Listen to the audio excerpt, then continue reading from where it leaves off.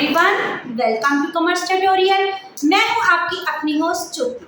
आज हम स्टार्ट करने जा रहे हैं +2 अकाउंट्स का chapter admission of A partner. Partnership firm में एक कोई नया पार्टनर आ रहा है। जैसे स्कूल में स्टूडेंट्स की एडमिशन होती है, वैसे ही पार्टनरशिप में नए पार्टनर आने से उनकी क्या हो रही है, एडमिशन। जब भी कोई पार्टनर हमारे ऑलरेडी पार्टनरशिप फर्म में कोई भी नया पार्टनर एंटर करता है तो उसका मतलब क्या हो रहा है कि हमारी फर्म की क्या हो रही है, रिकॉन्स्टिट्यूशन। रिकॉन्स्टिट्यूशन का मतलब क्या है, जो पुराना एग्रीमेंट एग्जिस्ट कर रहा था बिटवीन द पार्टनर्स वो क्या हो रहा है, खत्म हो रहा है। उसकी जगह पे हमारा एक जो नया पार्टनरशिप जो एग्रीमेंट है वो इसकी जगह ले लेगा। जब भी कोई नया पार्टनर हमारी फर्म में आता है तो इसका मतलब क्या होता है कि वो हमारी फर्म में के प्रॉफिट के लिए प्लस एसेट्स के लिए और प्लस हमारी लायबिलिटीज के क्या होता है, रिस्पॉन्सिबल होता है। उसको प्रॉफिट का भी शेयर चाहिए, उसको एसेट्स में भी चाहिए, इवन वो लायबिलिटीज जैसे दूसरे पार्टनर्स लायबल होते हैं वो भी लायबल बन जाता है। अब ऑलरेडी हमारी पार्टनरशिप में कितने पार्टनर्स थे, तो इनमें एक नया पार्टनर एंटर हो रहा है, उसका नाम क्या है, सी है। जब वो नया पार्टनर हमारा एंटर होएगा तो हमारे प्रॉफिट का शेयर वो क्या लेगा कहाँ से, तो ओल्ड पार्टनर्स। मींस अगर कोई एंटर कर रहा है तो जो ओल्ड पार्टनर्स हैं वो अपने प्रॉफिट का शेयर किसकी तरफ सैक्रिफाइस करेंगे, सी की तरफ सैक्रिफाइस करेंगे। इट मींस जो हमारा सी है ये कौन सा पार्टनर बन जाएगा, गेनिंग पार्टनर। और बाकी जो पार्टनर्स हैं वो शेयर क्या कर रहे हैं, सैक्रिफाइस कर रहे हैं। तो ये कौन से पार्टनर्स बन जाएंगे, हमारे सैक्रिफाइसिंग पार्टनर। लेकिन जो एग्जिस्टिंग पार्टनर है, अगर वो जो नए पार्टनर को अपना शेयर दे रहे हैं तो बदले में उनको भी तो कुछ चाहिए, कुछ ना कुछ तो चाहिए ना। तो ये सी क्या करेगा, कंट्रीब्यूट अपनी गुडविल का शेयर किनकी according towards the existing partners, जिनको हम कौन से पार्टनर्स बोलते हैं, सैक्रिफाइसिंग पार्टनर। कौन सी रेशो में, in the sacrificing ratio. Second point, अगर कोई भी पार्टनर हमारी फर्म में एडमिशन लेना चाहते हैं तो उसकी भी कोई लीगल प्रोविजन होती है।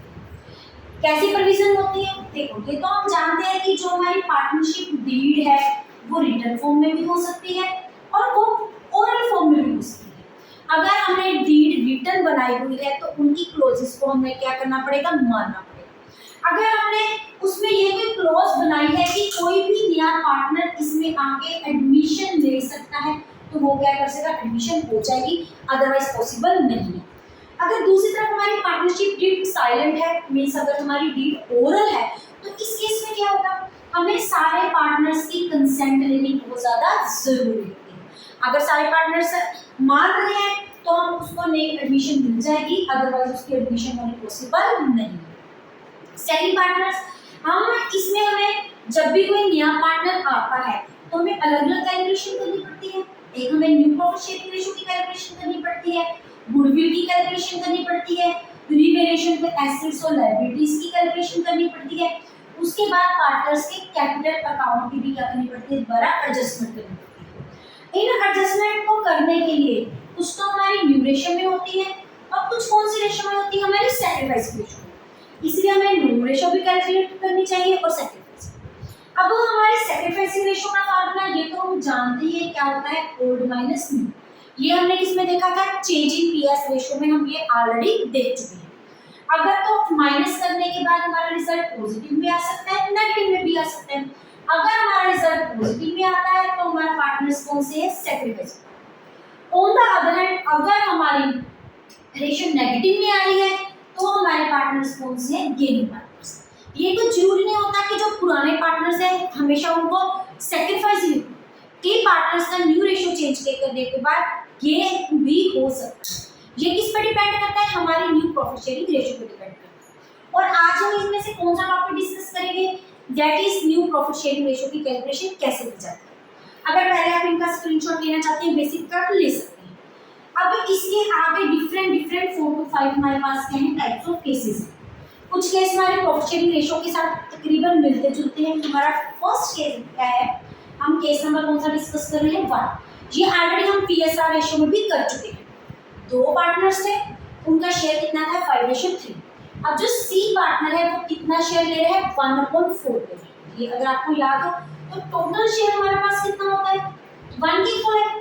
अगर सी का शेयर 1/4 है तो बैलेंस शेयर कितना बच गया 1 - 1/4 दैट इज 3/4। ये जो 3/4 शेयर है ये कौन आपस में डिस्ट्रीब्यूट कर देंगे ए और बी, क्योंकि सी का ऑलरेडी मेंशन कर दिया कि उसको 1/4 शेयर ही मिलना है, ना ही 1/4 से ज्यादा ना ही 1/4 से कम। तो रिमेनिंग शेयर की हेल्प से हम क्या निकाल लेंगे न्यू प्रॉफिट शेयरिंग रेशियो निकाल। तो हमारी न्यू प्रॉफिट शेयरिंग रेशियो क्या हो जाएगी, किसकी निकालनी है हमने ए और बी। रिमेनिंग शेयर कितना है हमारा 3/4, ये हमारा कितना है 5/8 और ये हमारे पास कितना है दैट इज 3/8। तो हमारा आंसर क्या आ गया 15/32। ये हमारे पास कितना आ गया 9/32 और हमारी सी का क्या था 1/4। जब भी हम रेशियो निकालते हैं तो सभी की डायमेंशन हमारे पास क्या होनी चाहिए सेम होनी चाहिए। 4 को किसके साथ मल्टीप्लाई करेंगे 8 बन जाए, 32 बन जाए, हम किसके साथ करेंगे 8 के साथ। तो हमारी न्यू रेशियो कितनी हो जाएगी 15:9:8। सेकंड रास्ता, अगर हमें सैक्रिफाइसिंग रेशियो निकालनी है तो पर्टिकुलर शेयर अगर कोई भी पार्टनर लेके आ रहा है तो जो उनकी ओल्ड रेशियो होगी वो उनकी कौन सी रेशियो बन जाएगी सैक्रिफाइसिंग रेशियो। ये था हमारा केस नंबर 1। उसके बाद क्या हमारा केस नंबर 2। ए और बी का कितना शेयर है 2:1, सी का शेयर कितना है 25%। अब आप ये परसेंटेज में गिवन है तो कंफ्यूज नहीं होना, परसेंटेज की डिनोशन 100 के साथ। जब हम इसकी कैंसिलेशन करेंगे तो उसका शेयर क्या बन गया फिर से 1/4 which is acquired from A and B in 3:2। acquired का मतलब होता है लेना। ऊपर वाली जो हमने स्टेटमेंट की थी इसमें ये कुछ भी नहीं बताया था उसने कितना कितना acquire किया ये शेयर, लेकिन इसमें बताया है कि सी ने ये शेयर लिया ए और बी से इन द रेशियो ऑफ 3:2। मतलब ए और बी ने क्या किया, इन्होंने अगर लिया तो उन्होंने क्या कर दिया अपना शेयर सैक्रिफाइस कर दिया।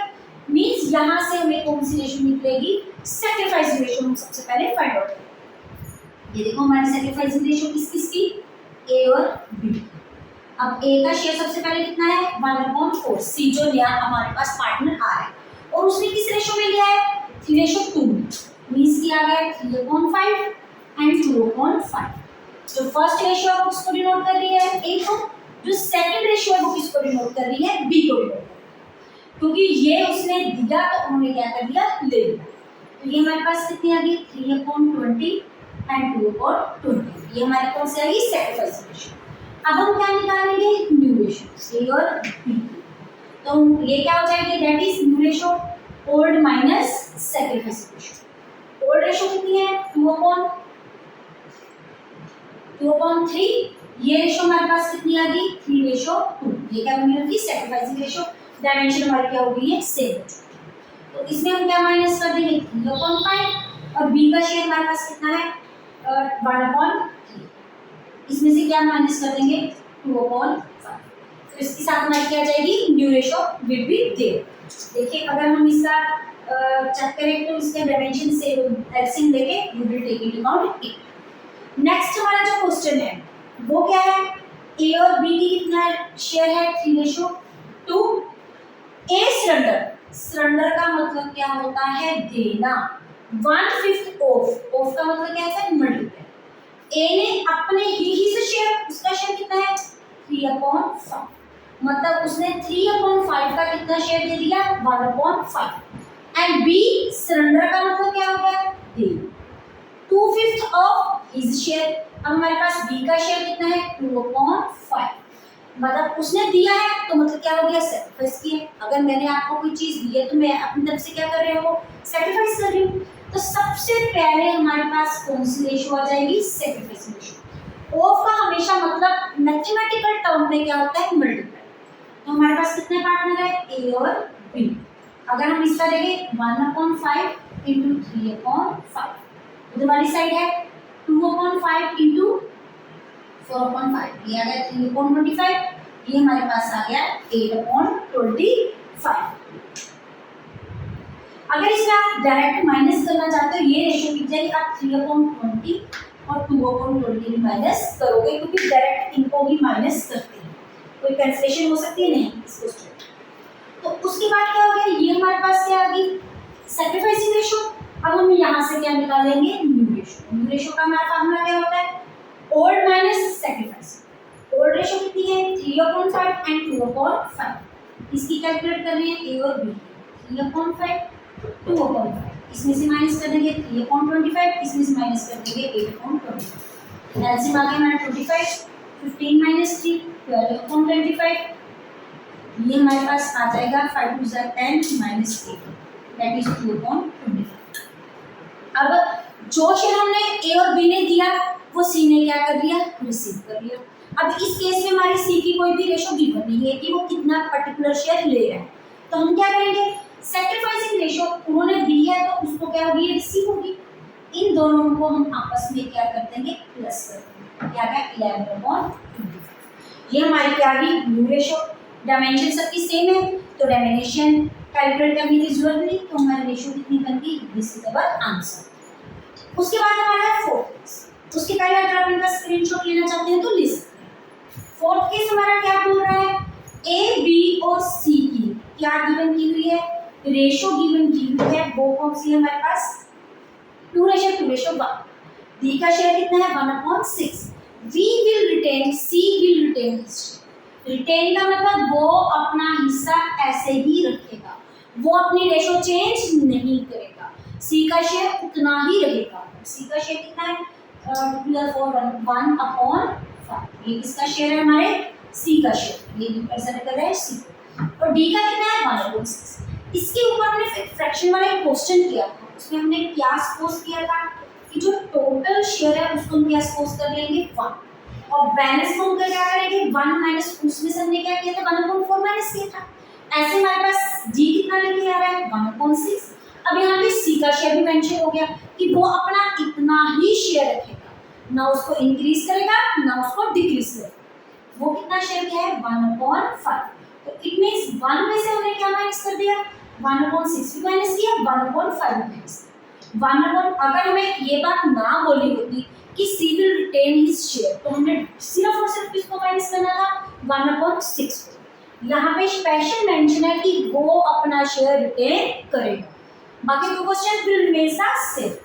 एलसीएम हमारे पास आ गया 30 माइनस 5 माइनस 6, ये माइनस करें 11/30, दैट इज 19/30। ये बन गई बैलेंसिंग।